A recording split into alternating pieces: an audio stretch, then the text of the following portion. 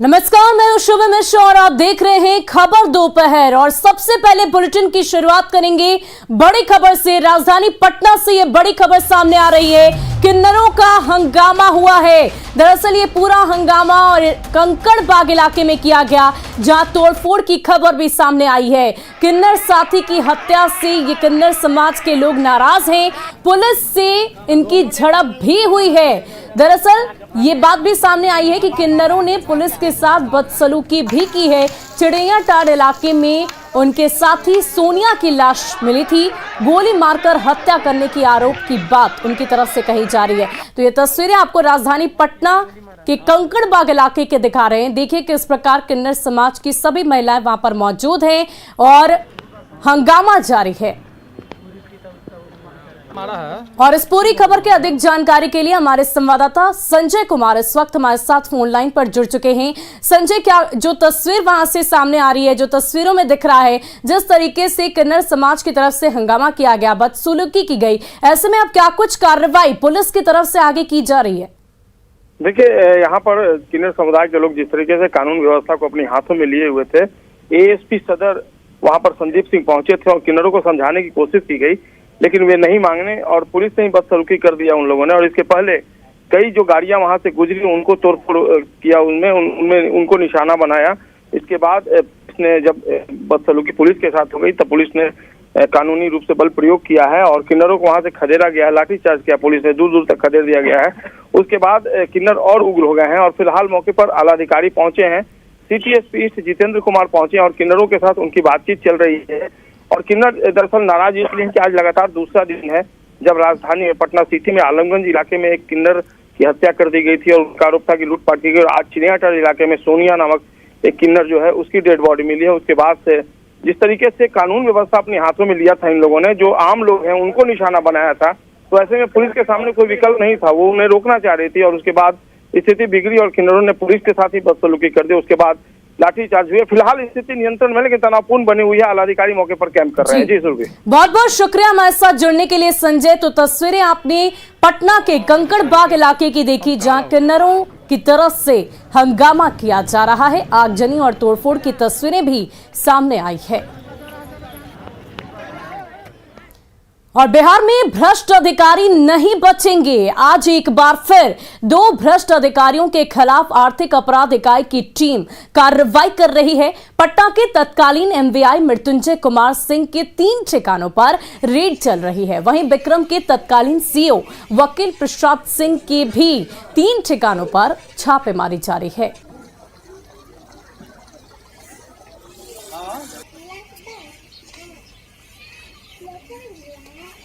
वहीं वकील प्रसाद सिंह के पटना स्थित आवास पर चल रही छापेमारी का जायजा लिया हमारे संवाददाता अमित कुमार ने।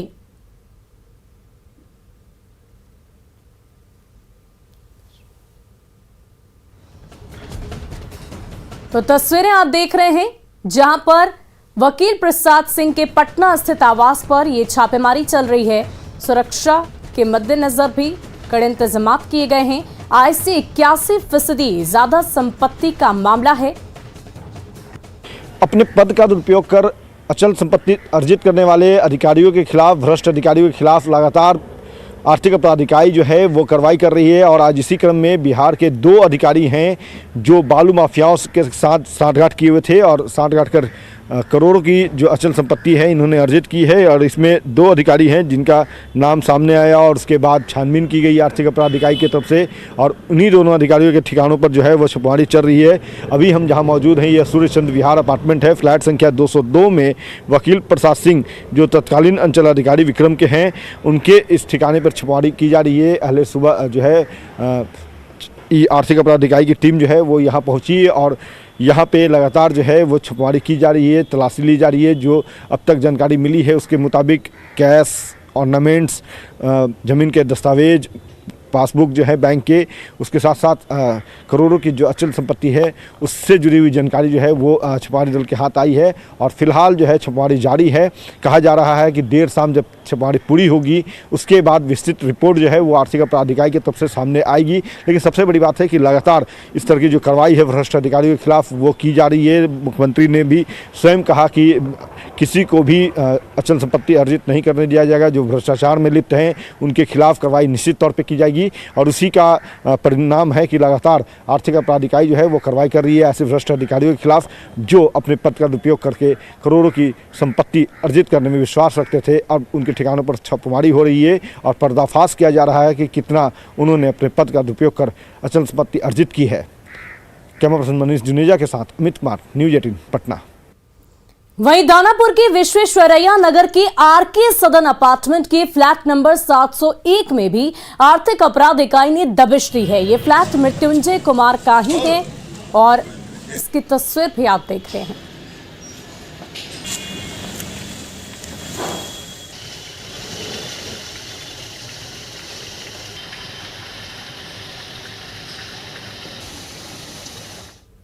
अब बात राजधानी पटना से 290 किलोमीटर दूर वाल्मीकि नगर में नीतीश कैबिनेट की बैठक की।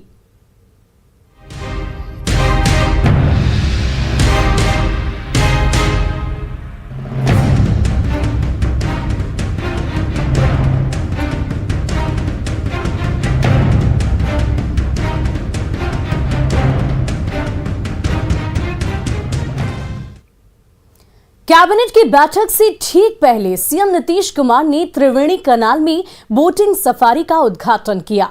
सीएम नीतीश मंत्रियों के साथ त्रिवेणी कनाल पहुंचे थे और बोट में बैठकर वाल्मीकि टाइगर रिजर्व के प्राकृतिक सौंदर्य को निहारा। संवाददाता मुन्ना राज की ये रिपोर्ट देखिए। तो आपने देखा किस तरह मुख्यमंत्री कैबिनेट से ठीक पहले और एक वाल्मीकि नगर को वाल्मीकि वोट सफारी के रूप में एक बड़ी सौगात मुख्यमंत्री ने दिया है। तो आप देख सकते हैं किस तरह वाल्मीकि टाइगर रिजर्व का जंगल है, दोनों तरफ से यह मृत त्रिवेणी कैनाल जो था वर्षों से उपेक्षित जो कैनाल था इसको नए रूप से जीर्णोद्धार किया गया है और जीर्णोद्धार के बाद सैलानियों को इसके लिए नौका विहार के लिए खोला जा रहा है। तो कैबिनेट की मीटिंग से ठीक पहले एक बड़ी सौगात है। अब देखना होगा कि कैबिनेट की मीटिंग में माननीय मुख्यमंत्री बिहार को आखिर में कौन सी एक बड़ी सौगात दे रहे हैं जिसके लिए कैबिनेट की मीटिंग वाल्मीकि नगर में आयोजित की गई है। मुन्ना राज, न्यूज 18 वाल्मीकि नगर। वहीं बोटिंग के दौरान सीएम ने कहा कि इसी तरह वो विकास कार्यों को करते रहेंगे। सर बीच में आज से 50 साल पहले ये बंद हो गया था, पहले ये बना हुआ था, बाद में इससे लोग इरिगेशन का होता था बहुत जमाना पहले, तो बाद में तो बंद हो गया, लेकिन फिर भी वर्षा के चलते पानी तो रहता ही न है। तो उसी को देख करके इन लोगों ने जो शुरुआत किया है तो हम देखें ठीक है कि दोनों देख लेंगे तो और ठीक ढंग से इसको यहाँ से वहाँ लोग ट्रेवल कर सकेंगे, जा सकेंगे, सभी टूरिस्ट लोग देखेंगे। आप तो जानते ही ना कि हम यहाँ के लिए तो इको टूरिज्म का काम कर रहे हैं, तो उसी इको टूरिज्म को बढ़ावा देने के लिए ये भी होगा, इसको पूरा चैनल बनेगा सर। हाँ, यहाँ के लोग कह रहे थे कि ये मरी हुई नदी को आपने फिर जिंदा कर दिया। बिल्कुल, तो ही सब तो कर ही रहे हम लोग, तो यहाँ का तो आप जानते ही हैं। बता दें कि आज मंत्री परिषद की बैठक वाल्मीकि नगर में हो रही है। इस मौके पर बिहार सरकार के मंत्रियों को पश्चिम चंपारण की विभिन्न कृषि उत्पाद को गिफ्ट के तौर पर भेंट किया जा रहा है। ये उत्पाद स्थानीय स्तर पर उपजाया गया है। इसका जायजा लिया है न्यूज 18 संवाददाता संजय कुमार ने। मंत्रिपरिषद की आज वाल्मीकि नगर में बैठक हो रही है। कृषि विभाग की तरफ से जो मंत्रियों को भेंट किया जाएगा, ये देखिए ये कौन कौन सी चीजें हैं, ये क्या क्या है इसमें? इसमें मशरूम है, अच्छा, मरचा का चिवड़ा है, अच्छा, हल्दी है, क्या बोलते हैं, मीठा है और शहद है। ये भेंट की जाएगी जो मंत्री जी आएंगे उनके लिए भेंट की जाएगी, कृषि विभाग की तरफ से। बिल्कुल, देखिए यहाँ पर तस्वीरों में देख सकते हैं आप, जो यहाँ पर लिखा हुआ भी है कि पश्चिम चंपारण के विभिन्न कृषि उत्पाद जो हैं वो भेंट स्वरूप जो है वो दिया जा रहा है और जो मंत्रीगण पहुँचेंगे उनके लिए एक एक कर ये अंदर ले जाया जा रहा है। कृषि विभाग ने यह व्यवस्था की है कि जो मंत्रीगण आएंगे उनको यहाँ पर जो प्राकृतिक उत्पादन होता है उस उत्पाद से संबंधित जो सारी चीज़ें हैं वो भेंट स्वरूप सौंपी जाएंगी। तो यह तैयारी भी कृषि विभाग ने अपनी तरफ से कर रखी है। वहीं कल से सीएम नीतीश कुमार मोतिहारी से समाज सुधार यात्रा का आगाज कर रहे हैं। इसके विरोध में तेजस्वी यादव बेरोजगारी हटाओ यात्रा करने वाले हैं। सीएम की इस यात्रा को एनडीए जहां जनता के साथ सरकार का कनेक्शन बता रही है, वहीं तेजस्वी की बेरोजगार हटाओ यात्रा पर करारा वार कर रही है। पक्ष जो बेरोजगार यात्रा में निकल रहे हैं, सही मानों में अगर वो यात्रा में निकले और माननीय मुख्यमंत्री जी का अनुसरण करें तो उनके लिए एक बहुत बड़ा रोजगार होगा, क्योंकि वो तो दिल्ली छोड़ के पटना तो रहते ही नहीं है। नेता प्रतिपक्ष के पद पर रहकर यहाँ तक कि हम लोग क्या कहें, उनके मामा जी ने भी खुद कहा कि वो आदमी पहले पटना में तो रहे, नेता प्रतिपक्ष तो बन के दिखलावे, तब फिर कुछ बनेगा। कारण तो यही है कि पहले अगर बेरोजगारी की समस्या के लिए गंभीरता पूर्वक विचार किया जाता तो शायद इतने बड़े पैमाने पर परेशानी बिहार में नहीं हुआ होता या देश में नहीं हुआ होता। तो इसलिए मैं समझता हूं कि निश्चित तौर पर उनका ये पॉलिटिकल यात्रा हो सकता है, और मैं समझता हूं, ये भी समझ सकता हूं कि बेरोजगारी यात्रा, कुछ लोगों की बेरोजगारी हो गई है, जनता ने कर दिया है बेरोजगार, तो अपने उस बेरोजगारी को दूर करने के लिए जनता के बीच में जा रहे हैं, तो इस पर मेरा कोई टिप्पणी नहीं करना है। और बिहार में शिक्षक बहाली का शेड्यूल जारी कर दिया गया है। प्राइमरी स्कूलों में नियोजन के लिए 17 से लेकर 28 जनवरी तक काउंसलिंग की प्रक्रिया होगी। 17 से 19 जनवरी तक नगर निकायों में काउंसलिंग कराई जाएगी। वहीं 22 से लेकर 25 जनवरी तक प्रखंड नियोजन इकाई में काउंसलिंग होगी, जबकि 28 जनवरी को पंचायत नियोजन इकाई के लिए काउंसलिंग की प्रक्रिया की शुरुआत होगी। और उसके बाद फरवरी में एक साथ सभी को नियुक्ति पत्र सौंपा जाएगा। शिक्षा मंत्री ने अभ्यर्थियों से अपील की है कि वो किसी के बहकावे में ना आए, जल्द ही रिक्त पदों को भर लिया जाएगा। से ही राज्य निर्वाचन आयोग ने पंचायत स्तर के चुनाव पूरे हो जाने के बाद प्रखंड प्रमुख और जिला परिषद के अध्यक्ष के निर्वाचन की तिथियां घोषित की हैं। तत्काल हमने उसके बाद से नियुक्ति प्रक्रिया के नए शेड्यूल जारी कर दिए हैं। ये तो हमारी मंशा को न सिर्फ स्पष्ट करता है। जी, अब रहा नियुक्ति पत्र की बात, चूंकि जो इंतजार है नियुक्ति पत्र को लेकर है, तो इसको लेकर कोई तारीख जो है उसको तय किया गया? ये तो स्वाभाविक बात है, जैसे ही नियुक्ति प्रक्रिया पूरी होगी हम नियुक्ति पत्र दे देंगे। नियुक्ति पत्र रोकने की हमारी कोई मंशा नहीं है, लेकिन एक चीज़ हमने बार बार स्पष्ट किया है कि तकनीकी और प्रशासनिक कारणों से जब तक सारे नियोजन इकाइयों द्वारा प्रक्रिया पूरी नहीं कर ली जाती है, अलग अलग समय में अलग अलग पंचायत या नियोजन इकाइयों के शिक्षकों को नियुक्ति पत्र देना, इससे तकनीकी बाधा और प्रशासनिक दिक्कत पैदा होगी। वरीयता का प्रश्न आ जाएगा, कुछ पहले ज्वाइन कर लेंगे, कुछ 4 महीना बाद ज्वाइन करेंगे। तो इसलिए हम लोगों ने बार बार स्पष्ट किया है, लेकिन कि अब हम लोग पूरा कर लेंगे। अभी के हिसाब से जो संभावना है कि जनवरी तक में प्रक्रिया पूरी हो जाएगी और फरवरी में हम लोग नियुक्ति पत्र दे। वहीं राज्य भर के पंचायत वार्ड सचिव 7वें दिन भी आंदोलन पर डटे हुए हैं। ये लोग सेवा वापसी की मांग कर रहे हैं। गर्दनी बाग में धरना पर सैकड़ों की संख्या में बैठे पंचायत वार्ड सचिवों को अब तक सरकार की तरफ से कोई आश्वासन नहीं मिला है। आंदोलन का जायजा लिया हमारे संवाददाता रजनीश कुमार ने। सेवा मुक्त किए जाने के विरोध में राज्य भर के पंचायत वार्ड सचिव पिछले 7 दिनों से राजधानी पटना में प्रदर्शन कर रहे हैं। ठंड में भी आप देख सकते हैं किस तरह से फर्श पर जो है सभी पंचायत वार्ड सचिव जो है पिछले 7 दिनों से इसी तरह टिके हुए हैं। लगातार सरकार से मांग करते आ रहे हैं, लेकिन अब तक कोई आश्वासन नहीं दिया गया है। पंचायती राज विभाग ने जो पत्र निकाला है उस पत्र का विरोध लगातार चल रहा है, क्योंकि ये लोग लगातार सरकार के साथ निश्चय में काम करते आ रहे हैं, लेकिन अचानक सरकार ने एक पत्र जारी किया है जिसका विरोध चल रहा है। और देखिए कि बड़ी संख्या में पुरुष ही नहीं बल्कि महिलाएं भी मौजूद हैं। छोटे छोटे बच्चे जो हैं रात हो या दिन यहीं पर जो है समय काट रहे हैं और समझ सकते हैं कि तापमान जो है नीचे गिरता जा रहा है।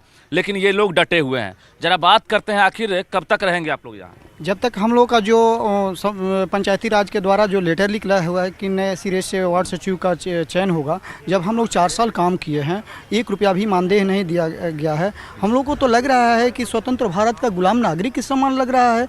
ऐसे अंग्रेज की भी नीति नहीं चल रही है। आप लोगों की बिहार हम लोग 1,14,691 हैं और हम लोग 4 वर्ष से 7 निश्चय योजना में हम लोग काम किए हैं, जबकि 2 कोरोना महामारी में, जबकि सब लोग घर में, नेता मंत्री और जनता घर में सुरक्षित थी, उस समय भी हम लोग वार्ड विकास कर रहे थे और जनता को सुरक्षा करने के लिए भी हम लोग काम किए हैं। सैनिटाइजर का छिड़काव करने के लिए भी काम। बिल्कुल, तो ये डिमांड है कि जो पत्र जारी किया गया है उस पत्र को वापस लिया जाए।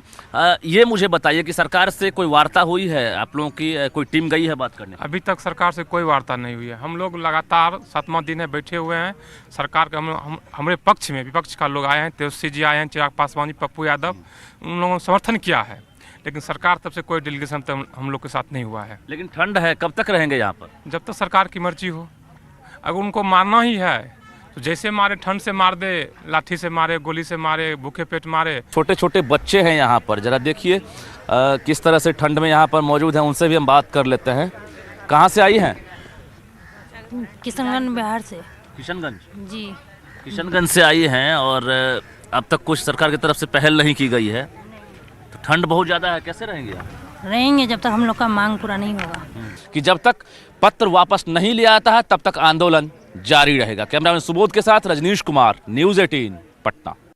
और शराबबंदी कानून में चौकीदार और दफादारों पर हो रही कार्रवाई के खिलाफ आवाज बुलंद होने लगी है। पटना में राज्य भर के चौकीदार और दफादार इस कार्रवाई के खिलाफ प्रदर्शन करने पहुंचे। उनसे बातचीत की हमारे संवाददाता आनंद अमृतराज ने।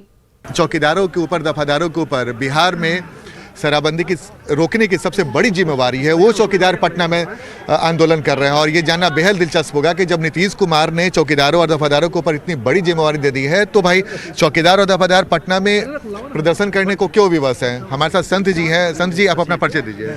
मैं सचिव हूँ बिहार राज्य दफदार चौकीदार पंचायत के, और मैं आभार व्यक्त करना चाहता हूँ न्यूज़ 18 का कि गरीबों की आवाज़ को इन्होंने आज जन जन तक से पहुँचाया है, इसलिए मैं न्यूज़ 18 का आभारी हूँ। चलिए, और अब ये बताइए कि पटना में इतने बड़ी संख्या में जो चौकीदार और दफादार आए हुए हैं, क्यों आप लोग को क्यों आना पड़ा यहाँ पे? आज हमारी स्थिति हो गई है कि हमें गाजर मूली की तरह काट दिया जाता है। मैं ये पूछना चाहता हूँ, हमारा काम है सूचना देना, छापामारी करना, अपराधी को पकड़ना पुलिस का काम है।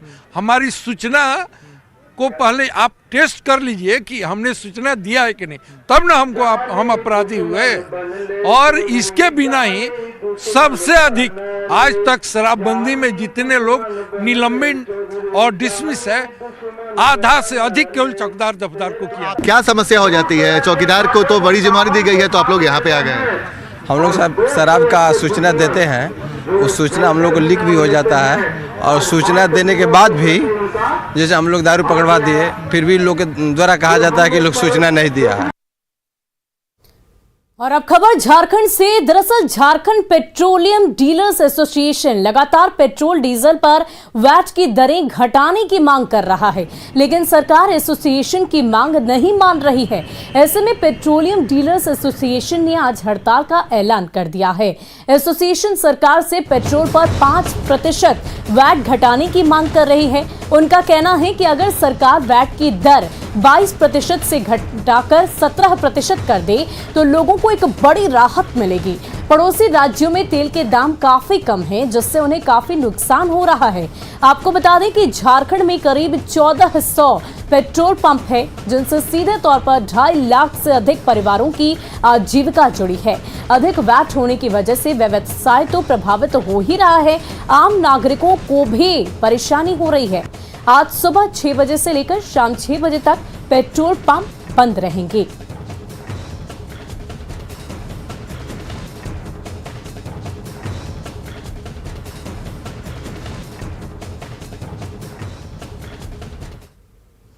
और फिलहाल के लिए इस बुलेटिन में इतना ही। मुझे दीजिए इजाजत। न्यूज़ 18 बिहार झारखंड पर खबरों का सिलसिला जारी रहेगा।